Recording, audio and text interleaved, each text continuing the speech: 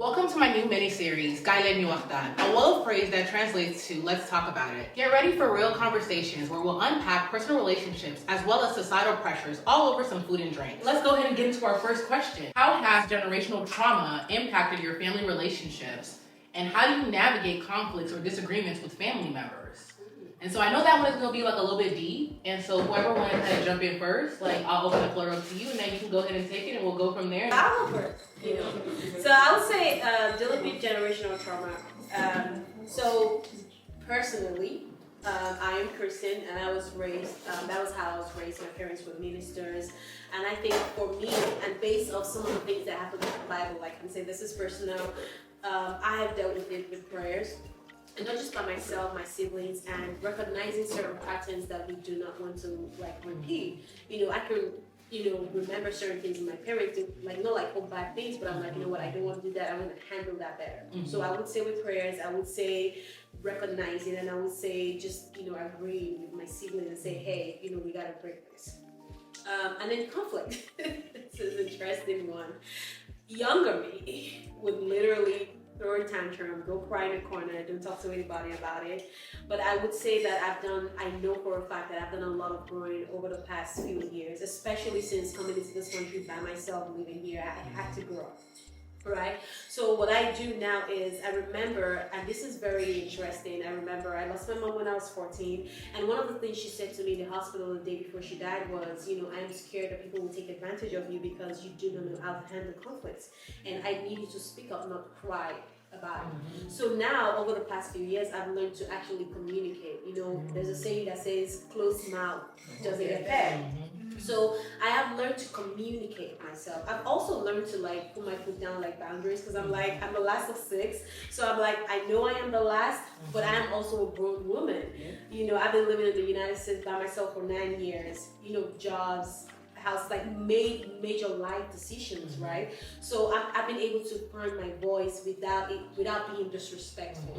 Mm-hmm. But I'm also African because no matter what you say, you're the last one, you're always disrespectful. But I stand by it. Mm-hmm. So I would say that is a way I've been able to do it. But we can circle back. But yeah, I'll just hand it to all of you. Yeah, I would say that for somebody that probably you think that you're that way, I think you're definitely way better. So I feel like you've handled conflicts recently. I know. I was not to love. So big props to you. It doesn't come off like you don't know how to handle conflict. So you're definitely grown from that 14-year-old girl. So I'm proud of you, girl. Thank you. Such a nice one. No, I appreciate I'm just kidding. I appreciate you sharing that, and I think that big picture, it's one of those things where it comes with time and maturity. It's just understanding how you can best kind of navigate some of these situations and kind of making sure that you are prioritizing what you need out of it. Because a lot of times we do what we think is best based on what society tells us, which is usually our communities, our culture, so on and so forth. And so it's nice to hear that, through your own personal journey, you've been able to kind of find your voice through that space. And so I appreciate you kind of sharing that. Anybody else want to add anything to that? Don't open your You're about to talk. Your voice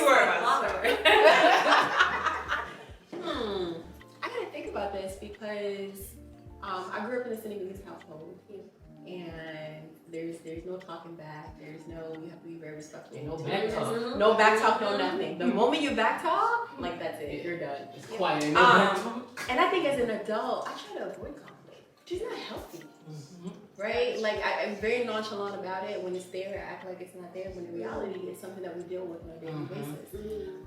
But like Seta said, the first step is self-awareness, right? And understanding where you are in life and how you continue to grow and manage conflict between, different individuals and things like that. So I think for me, I'm still kind of avoiding about it, to be perfectly transparent. But when I need to communicate, I will set my boundaries because I do have very strong boundaries, for sure. I just wanted to kind of piggyback off of that really quickly because it's interesting that coming from West African households, you all kind of are both sharing very similar experiences in terms of not being able to speak up, right? Yeah. And so I'm curious, from somebody like Kyla, do you think that that's been your same experience, or has your experience been a little bit different? I would say it's definitely refreshing to hear different perspectives and how different people grow up, right? I think there are a lot of similarities. in Black American households, you're supposed to be seen and not heard. You're supposed to respect your elders and your parents, not be in adults' conversations. But then you realize that a lot of things that are traumatic and generational trauma tends to be something that everyone's just like, that's just how it is. Just go with it. And then you realize as an adult, when you start to respond to other adults, either through work or through school or with friends, that it's not healthy. Then you either decide to change it for yourself and possibly for everyone else. But what I have found for myself and my family members is that I'm having to work on that for everyone. And they look at you a little differently, right? Because they're like, well, why are you acting funny? It's not that. And I'm learning that. Right? Absolutely. You're setting your boundaries. Yes. Learning how to set boundaries. You learn how to break generational curses.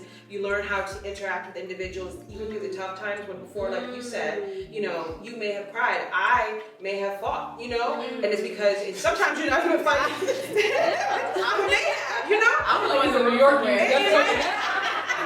little bit of the New York in me, right? But like sometimes you're not even fighting the person for what they did. You're fighting them for 10 other people that did something way back when, right? And so sometimes I have to unpack that when people say things to me, and I just have to look at them for a long time. They don't understand why, but I'm like, this is beyond just what you're saying to me. This is stuff that I've had to deal with family members and generational trauma. And so I have to pause and not take that out on them. And sometimes you just have to walk away, right? Yeah, So that's true. I mean, you learn to stand up and speak about things that have been swept under the rug for so many years and be like, it stops here. And just really stand in the face of that, even though sometimes you may not be in a position to speak about it. You're not the oldest in the house, and you just need to do that because you realize that if you don't stand up now, and if nobody ever stands up, it doesn't happen. So a lot of you know how a lot of men say, "Oh, our mothers did this, our mothers did that." They live in a time when they weren't allowed to speak. They lived in times when women were not allowed to work, and so you know you didn't want to lose the financial. Like so, there was a cone of silence, and we have this thing probably like those of us from West Africa where it's like. What people say, don't put out the family secrets, and it wasn't as if they were okay with what was going on. It was just like, let's just make the family look good. And at some point, somebody has to be like, it ends here. We have to stop it. We have to speak about it. We have to speak about that one uncle, that one auntie. So, yeah. No, I love that you brought that up because I think that like beyond just it being something that is an experience that we have in the West African community, I feel like that is something that's an issue across the diaspora, right? And like in Wolof, we say sutura. So it's like if somebody does something wrong, then sutura. So you're not going to do anything to put them out there. You're not going to do anything to blast them. And I feel like that's an issue across the board because I've even spoken to some people who are Black American who will tell you that like they got that uncle, they got that auntie, right? Like they got some people in their family who, you know, they doing some fuck shit. And it's just like, here we go. Nobody says nothing. No accountability. You don't talk about them at the family reunion. It's like just don't talk about everybody them. just knows. Exactly. Absolutely. No, I appreciate you all kind of like dropping some of those gems. Like everybody kind of shared a little bit. Talani, I noticed you haven't said I'm anything. like, girl. You have something for us? These days now, I'm probably listening more. Oh, It's very. So I would say that like, It's the petty for me. yeah, you know, 30 a bit. ooh, Maturity. Yeah, so for me, I would say that like for me, my experience is different. I from a very young age, I've been very outspoken. I didn't want to I can't really sit back and watch somebody do whatever it is. Like I will call you out, and whether you're my mom, I will be able to tell you and communicate to you like, okay, you know, this is not acceptable.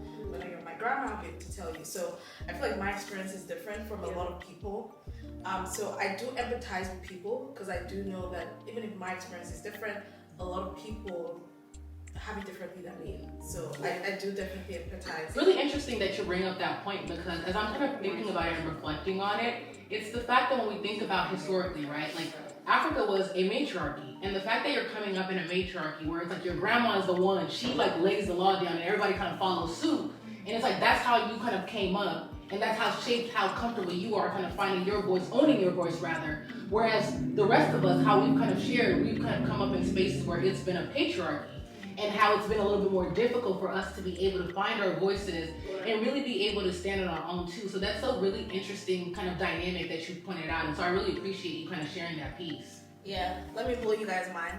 And literally in this moment that I realized that that's the reason. Like for the longest time, I'm like, okay, you know, I'm a strong woman. Like my mom is strong out there, my grandma is this, my aunties are that. But it's in this moment, for the longest, I never realized why. Like when I try to empower people, like, oh, you gotta do this, you gotta do this. I never really understood why they couldn't do it. And it's in this moment I realized that, you know, that's the reason. Literally, that's the reason. And you know, I think this is therapy, guys. This is therapy. So let's check going. So transitioning over to our second question, we have, how do you feel about the statement that most men will cheat on you? Do you feel like that's just something bitter women say, or is there more to it? For that question, we'll go ahead and hand it over to Ida to kick us off. Oh, great. You know, this is interesting because, you know, the Senegalese, I'm going to speak on this from a Senegalese perspective. So we are Muslim, right, our country. And you know, as a Muslim man, you're allowed to have up to 4 wives. How many wives? 4. Minimum Up to four. If you choose to. Yeah. You can. And I think a lot of times when also men cheat, it's something that's like condoned, right? It's almost like, you know, if you're a faithful man, they look at you like, oh, Something's wrong with you. Exactly. Like, what are you doing? You know what I mean? Like, you need to be out here, you know, messing around and doing whatever you need to be doing. So I don't necessarily believe that all men cheat. I don't want to have that idea in my mind because my man not gonna cheat. I'm not gonna have one yet. I like the way you threw that. It's marketing for You know what? So I personally don't think that statement is necessarily true. But coming from a Senegalese background, it's often encouraged, strongly encouraged, for men to be seeking multiple relationships, even when they're committed or married to other women. So like I said, when they look at you and you're like, you know, married and are not out there messing around, they look at you like you're crazy. Like almost like, yeah, what are you doing? And then oftentimes it's their circle encouraging them to go out there and, you know, seek or mess around with other women. The other thing I wanted to also share is, you know, some women are okay with that, right? With like either being second or being a side chick or whatever, especially if you are a man of a certain caliber. You have money, you bring resources. The women don't mind that. As a matter of fact, within our community, women fight for second and third, right? Because they feel like that's a better. Position, right? Oh, really? So yes, position is usually like basically you're marrying like for family. Like you're marrying for like connection. You're marrying to keep something going, but like second, third, fourth, like it's a big deal, right? And then you compete amongst each other, right? So that man his favorite. Yes, that man spends Monday with me, tomorrow with her, Thursday, and then every day that he spends with each one of us, like every woman is going all out just to make sure that they're exactly the pygmy. Right. So that's very common in our society. Now, our religion condones it, so that it's not necessarily cheating per se, but the idea of entertaining multiple women is something that I think But I do want to interject there, right? Like while yes, like the religion condones it and it's something that is practiced widely within the country, I think what a lot of people don't take into consideration is what it actually says within the Quran. Yes. It So says there are that you very can have specific more than conditions. this. That is a good point. A lot of people stop reading where they want to stop reading. Yes. Which said that you can have multiple wives. Yes. But only if. They stop before they want to hear. They're Only very if specific you're able conditions. to support them and keep them at an equitable standpoint. Yes. You have to love them. So you have all these yama boys that is making like $50,000, $60,000 talking about, oh, I want to have 2, 3 wives. Bro, you can't even support yourself. Yeah. Like, no, the religion is very specific. So People also choose, like, just from like the Bible side, people also literally stop reading in certain places because it benefits them. Yeah. So I think it's a thing where people will pick up the part of something that actually benefits them and just blind Specific men.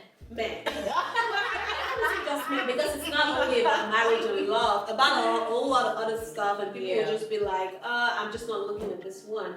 However, now for that, I will say, that was a really good perspective. I would say that I think it's a lie made up by the patriarchy to make excuses for not wanting to take accountability and responsibility for their actions, right?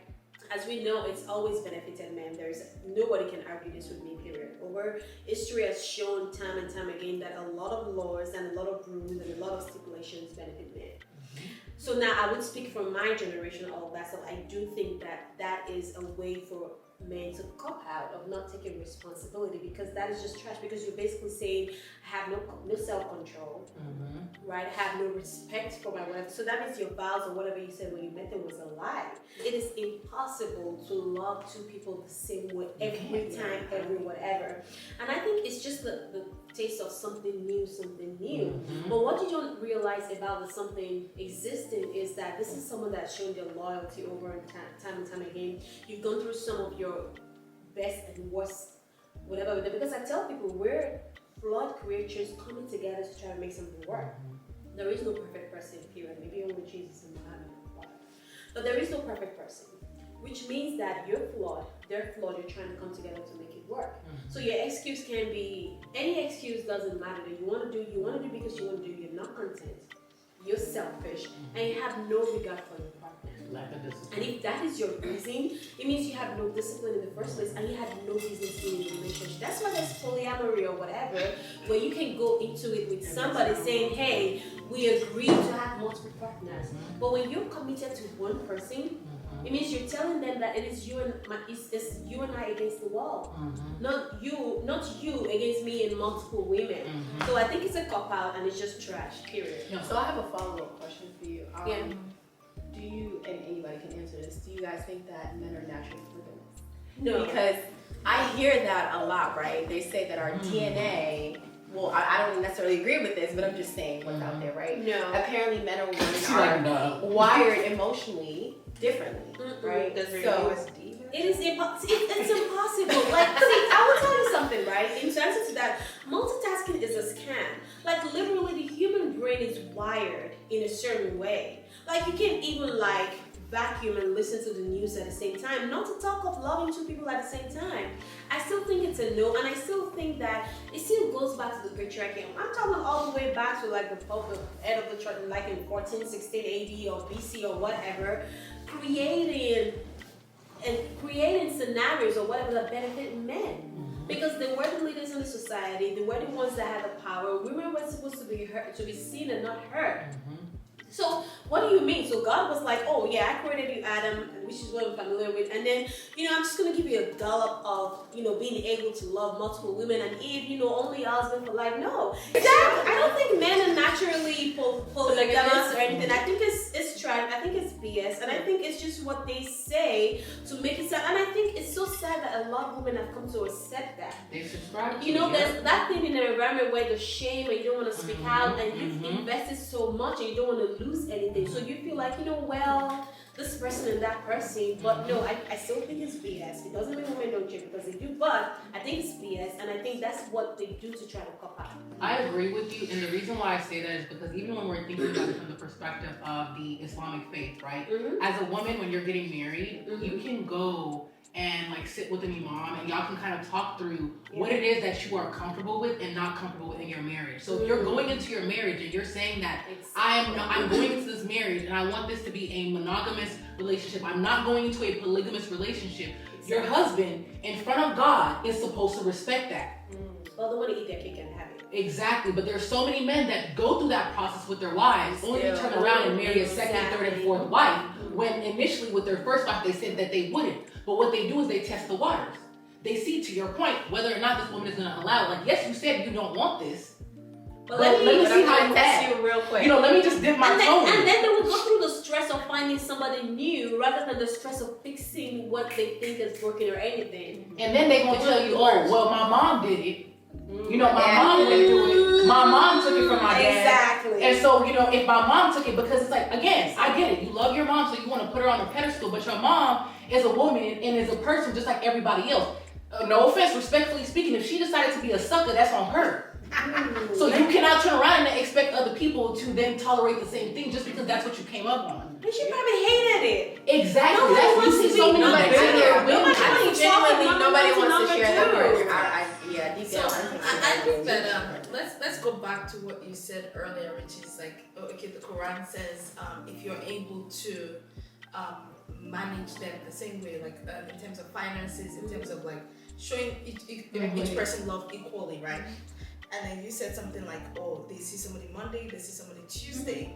So they do have like the saying that they can defend that, yeah, I'm able to love this person equally because when I'm on this person on Monday, I'm equally committed. No, I would disagree. But the whites feel equal. Hold on now. Because when let's let's not go back to the root. So I like to look at the root cause, right? The root cause is this books that we've read, the Quran, the Bible, whatever it is. The Bible, I always tell people like I feel like, and I remember I remember attending a session one time for like being a better wife and everything. And one of the biggest challenges of like partnership, whether girlfriend, relationship, whatever it is, or a wife, is the Bible that is not in our favor as women. And the time that the Bible was written was a very long time ago, like when women were, you gotta be seen were not heard. And a lot of these books needs to be rewritten. And same thing with the Quran, because like these guys can go out there and defend themselves, right? And say, okay, this is what is like my religion is and everything. So it's like I think it's going to continue generations to come because the root cause have not been dealt with. And that's why some people, like, I don't blame them when they say, like, I'm not religious, I throw it out the door, because some of these things have not, as human beings have evolved, a lot of these things have not evolved with us. Do you understand? So I feel like it's more so like the root cause of these things is what we believe in as religious people or people that like follow the doctrines of what has been told to us about like how we should live our lives. So that's my perspective of it. No, I think that's valid. I'm curious to hear what Kay has to say about this. I think coming from the continent Africa, I think no matter how you want to slice and dice it, there's a lot of shared experiences because a lot of those regions were like divided after a while to become the 54 country continent it is today. So I'm very curious, even also as a Black woman, but like not from that side, what you think about this. As you all were talking, I'm sitting here and I'm taking it all in, right? Because I think being in the DMV area for the last 12 years, I've had more of a cultural experience than I have up in New York, right? Myself, I've dated mostly Black American men. Since coming to the DMV, I then said, you know what, let me step outside of that. And I dated a man from Ghana. It got complicated because I was like, hurt. Yeah. You should have said Nigerian. I'm like, yo, we had another episode. I can't even defend them. I'll defend your love over there. So it brought up a good point because what you'll get from what my experience has been when I've talked to men from Africa, they give you this spiel of, well, this is how we are, this is what the women accept, and not until I sit back as a Black American woman, I'm sitting in the circle with all of their friends, and then the women realize, no, she's really nice, and they start telling you the truth. I didn't know, right? I see them, I'm like, ooh, they're like going through that, right? And I just felt like it's been an excuse of, our women accept this and they know their place, and as long as we give them money, they're fine with it. But when I've spoken to them and spoken to the women in the circles of the man that I did date and then dropped him in front of everybody, like, you gotta go. Like, everybody was completely shocked. I'm like, so y'all are willing to share him? I found out he had 2 wives, 2 girlfriends, and he was dating 2 people in the building. We didn't talk about that. So I was he was in the building. in this building. In this Girl, building. we do need another episode. In this highlight. We do.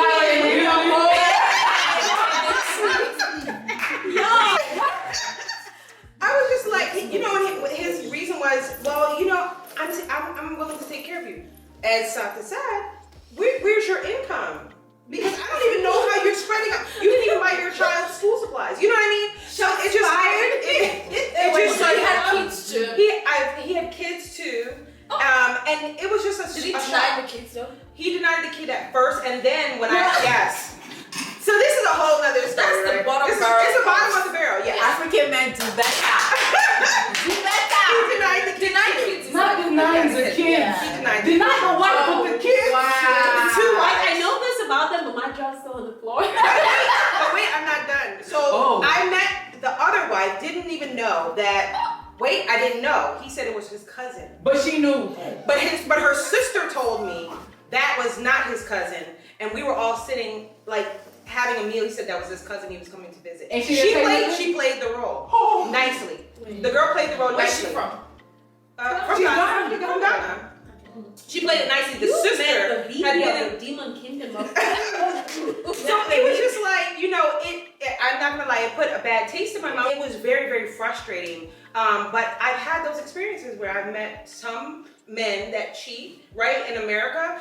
But it seems like I feel for African women, because I'm like, how do you all deal with this? You feel like sometimes you just do it because they can do it. Right, they do, and I do feel like that's the air that they have given of, we know that we look good, we know that we work hard, we know that we bring the money, but as long as we pay for everything, then you should be quiet and you should be fine with it. And I'm like, I know I don't. But let's be real though, the ones that pay for everything, that's like what, 2% of the population? I mean, the next time you meet somebody from there, you I'm want all set back because it's like I don't want to do this, because sometimes men really just do start to do stuff because they can get away with it, and that is why if we don't break those cycles, it never ends. Like, we need to raise our boys better. Yeah. So I'm hoping that ourselves, this time that we're in our 30s, raising the future 16, 17-year-olds and 19-year-olds. Like, why do you so silent? No, like, we do need to do better, because if it never ends, if you raise your sons differently, it is just going to continue, and then it's going to be like, yeah, this is how it is. Facts. I think that yes, there is an accountability piece to men, but I love the fact that you brought up the role that women also play in enabling them, because there's a lot of moms who raise their sons to behave in this manner, and to feel like that this is the norm, this should be the standard, and that as a woman that this man is the prize. Even if he's making $40,000, he's the prize. Yeah, just having a man. And it's just having a man is the prize. But like, I'm curious, Kyla, like, because I know, like, coming from a West African community as a woman, a lot of times, like, you're not actually seen as whole until you're married. Yes. Is that the same experience here in the States? I would say it might have been before, right? Okay. I think that moms and dads in America are starting to understand that the quality of men are just not there. So they are telling us, don't just marry someone to marry them, because you're stuck with them and you're stuck with their families, right? And so therefore you have Black women like myself, you know, going to get her PhD, making over $100,000, and we're just like, no, I'm all set. They encourage marriage, of course, and we're always taught, you know, don't have kids before marriage, so you wait, so then you end up being a successful woman with no kids, and people say, what's wrong with you, right? I have so many girlfriends where the question is, what's wrong with you? Why are you not married? You seem like you can cook, you can clean, you work, you make this amount of money, you own your own business, you know? And it's like, it's not that there's something wrong with me. I think the quality of people in general has changed. And I would say that with men and women, because as you said before, now you have, you know, women that are, and I love the City Girls music, but they have this City Girls mentality where they're willing to accept anything, be peed on, all types of crazy stuff, right? Let's just say it. Yes, because people is Let's just say it on. Yes, they're willing to do all of this just to get money. Yes, the standard has dropped, and so men are like, we already thought we were the prize before. The ugliest ones and the brokest ones are like, I'm the prize. And so we have this mentality that we're managing, where I think women have come to the point where they're like, I'm all set, I'll stay single, and everyone's doing in vitro, which I respect, but they're doing in vitro, adopting children, and they just don't want to tolerate it anymore. What a lot of people don't understand is when you're a certain age and you're comfortable in a way, like, it opens your eyes to certain things you're not gonna take. Right? You're able to make decisions because you do not need to depend on anybody. Like, your lifeline is yourself and the people around you, and you surround yourself with like-minded people. So you have a strong support of women also who are going at it, who are getting their PhD, starting their businesses. And what a lot of people don't realize is with that comes the ability to choose better. Spirit of discernment. Exactly. Yes. And it's That's like, very important. and it's almost like, oh, what's wrong with you? Well, nothing's wrong with me. I just know that I deserve better, and I'm not going to go for just anything just because I need to fulfill or I'm a moral Society. Yeah. Yes.